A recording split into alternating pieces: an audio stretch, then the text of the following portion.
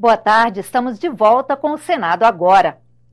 Na busca pela alimentação saudável, a Comissão de Assuntos Sociais aprovou o projeto que obriga restaurantes e lanchonetes a informar ao consumidor o valor nutricional dos alimentos oferecidos.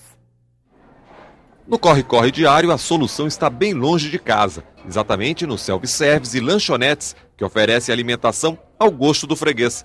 Um sanduíche, um prato feito, alimentos preparados, nem sempre tão saudáveis. E o pior é que o consumidor nem tem conhecimento do valor nutricional do que está consumindo. A obrigatoriedade dessa informação foi aprovada nesta quarta-feira na Comissão de Assuntos Sociais.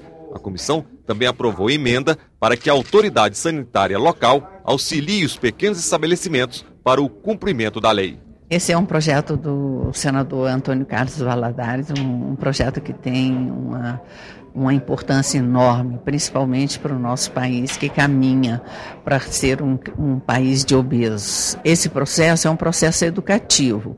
É claro que um projeto dessa natureza ele tem que vir acompanhado de uma série de explicações e de publicidade, mostrando a importância da combinação dos alimentos. A matéria segue para análise da Câmara dos Deputados. E a Comissão de Assuntos Sociais também aprovou uma pensão vitalícia, no valor atual de R$ 4.400, a atleta Laís da Silva Souza. A ex-ginasta olímpica brasileira sofreu acidente em janeiro deste ano nos Estados Unidos, quando se preparava para participar dos Jogos Olímpicos de Inverno na Rússia. A pensão faz parte do Programa de Indenizações e Pensões Especiais da União. A matéria segue para análise da Comissão de Educação. Uma resolução do Senado determina que cada comissão permanente avalie uma política pública do governo. A Comissão de Desenvolvimento Regional e Turismo fiscaliza a estruturação dos destinos turísticos brasileiros. Em audiência pública, os senadores ouviram representantes do Ministério do Turismo, das agências de viagens e dos prestadores de serviço. É preciso haver uma redefinição do governo em termos de planejamento, daquilo que ele deseja, que papel ele deseja, que função ele deseja, que o Ministério do Turismo cumpra no desenvolvimento do turismo e, portanto, no desenvolvimento do Brasil. Para isso, precisa fortalecer o seu orçamento e redefinir que tipo de emenda o Ministério do Turismo deve receber. Você pegaria em cada estado os municípios prioritários, os destinos prioritários daquele estado, e estes municípios prioritários seriam os destinatários das emendas do turismo. A Comissão de Constituição e Justiça aprovou o projeto que inclui arquitetos, engenheiros e agrônomos entre as carreiras exclusivas de Estado. A proposta poderá seguir direto para a sanção da presidente se não houver recurso para discussão em plenário. De acordo com o texto do projeto aprovado, as atividades próprias das profissões de engenheiro, arquiteto e engenheiro agrônomo, quando realizadas por servidores concursados, são consideradas atividades essenciais e exclusivas de Estado. Mas nem todos os senadores concordam com a inclusão destas carreiras na categoria. Eu acredito que esse projeto não poderia ser uma iniciativa do parlamento. Ele trata de reestruturação do serviço público, especialmente nessa área de recursos humanos.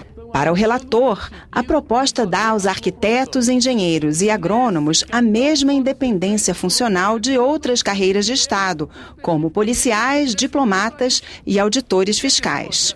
Ele ressalta que a classificação não trará prejuízos financeiros ao Estado. Qualquer tipo de aumento depende de lei estadual, de lei municipal ou de lei federal específica para conceder ou não qualquer tipo de reajuste. Os senadores da comissão também aprovaram a inclusão na Política Nacional de Resíduos Sólidos da proibição do descarte irregular de lixo em vias públicas, que atualmente não é proibido pela legislação em vigor. O projeto agora vai ser analisado pela Comissão de Meio Ambiente. Antes era apenas uma regra moral jogar lixo na rua. Agora passa a ser uma regra legal, passa a ter uma imposição legal, passível de multa, passível de penalidades. A comissão aprovou ainda o projeto de lei que inclui o assédio moral contra servidor público na lei dos atos de improbidade administrativa. Com isso, o responsável fica sujeito a punições como pagamento de multa e perda dos direitos políticos. Na série de reportagens sobre a medida provisória 651, você vai conhecer os incentivos destinados à indústria nacional de equipamentos médicos. A MP já foi aprovada pelo Congresso e aguarda a sanção da Presidência da República.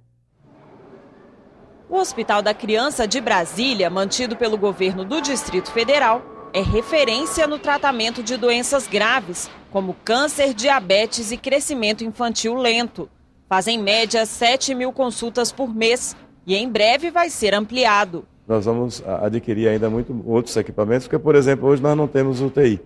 E o UTI é uma área que demanda muito equipamento de sustentação da vida, como respiradores. O superintendente do hospital explica que na hora de escolher entre o equipamento nacional e o importado, ganha o mais barato. Qualidade equivalente, aí o preço é que prevalece, sem dúvida. Hospitais públicos e beneficentes representam 90% do mercado de equipamentos médicos, de acordo com o coordenador do programa Brasil Mais Competitivo, Rodolfo Zabisky.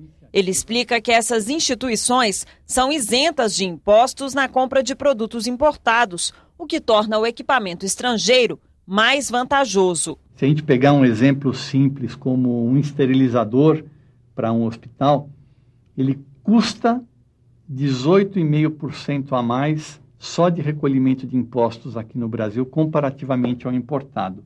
E isso torna a gente completamente não competitivo em relação ao produto importado. Essa diferença de preços provocada pelos impostos pode acabar graças a uma emenda feita à medida provisória 651, já aprovada pelo Congresso.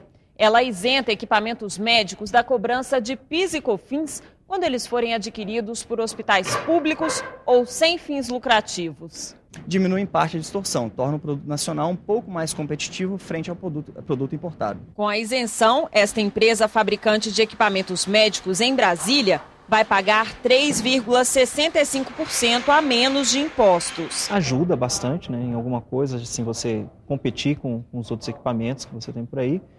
Porém, ela não é tudo o que a gente precisa. O empresário cobra outros estímulos para a indústria nacional, como simplificar a cobrança de impostos, investir em mão de obra qualificada e em produtos de alta tecnologia. Saúde realmente demanda uma técnica apurada e isso o Brasil ainda não detém plenamente. Então, por isso ele acaba ficando atrás. A preferência acaba indo para o equipamento importado. Está marcada para hoje à tarde a votação do projeto de lei que diminui os juros da dívida de estados e municípios com a União. A matéria já foi aprovada na Câmara dos Deputados, estava parada porque o governo não concordava em refazer as contas. Agora saiu um acordo. Para o governador do Rio Grande do Sul e parlamentares da bancada gaúcha, o presidente do Senado confirmou: o projeto que muda o indexador da dívida será votado nesta quarta-feira. Está consolidado o acordo para votar sem qualquer margem de dúvida, que inicia um processo histórico de reestruturação da dívida dos estados. Hoje, a dívida de estados e municípios é corrigida pelo Índice Geral de Preços, IGPDI, mais juros que variam de 6% a 9%. Pelo projeto, o débito com a União será reajustado pelo Índice Nacional de Preços ao Consumidor Amplo, IPCA, mais juros de 4%. Ou pela taxa Selic, definida pelo Banco Central, vale o que for menor. O cálculo pode ser retroativo a 1997, o que, na prática, significa o perdão de parte da dívida. E a diferença seria contabilizada pelo Tesouro Nacional. E é uma dívida que não desaparece, é uma dívida que é assumida pela União. Portanto, não gera nenhuma instabilidade financeira, nenhuma dúvida em relação aos credores. Pelo contrário, é uma dívida garantida que apenas passa de uma esfera para outra e alivia os estados para eles tocarem os seus programas de desenvolvimento. Também há consenso em torno dessa temática, não é? e vamos votar o projeto da forma como ele veio da Câmara. Já há um acordo com o Executivo para que esse artigo não seja vetado? Sim, o acordo foi feito com a participação do Executivo e reafirmado agora. O Senado agora fica por aqui. Acompanhe em instantes a sessão plenária deliberativa desta quarta-feira. Uma boa tarde para você.